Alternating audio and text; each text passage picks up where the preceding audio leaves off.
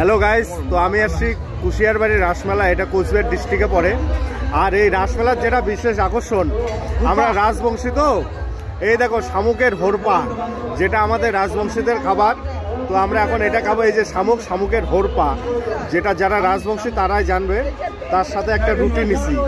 তো এটা এই মেলার আকর্ষণ। এখানে শামুক, ঝিনুক, টাকুয়া এইসবের মানে তরকারি, হোরপা এইসব পাওয়া যায়। তারপরে শীতলের ছ্যাঁকা এই মেলায় পাওয়া যায়।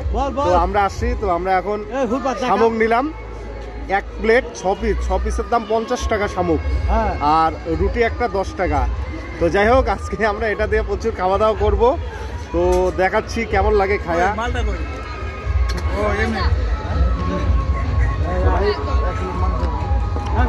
দারুণ দারুণ, কিন্তু শামুকের ছোট ছোট বাচ্চা আছে, খেতে খুব ভালো। তোমরা যারা শামুক খেতে ভালোবাসো, হোরপা খেতে ভালোবাসো, শীতলা আউটা খেতে ভালোবাসো, চলে আসো কুশিয়ারবাড়ি রাসমেলায়। টাটা।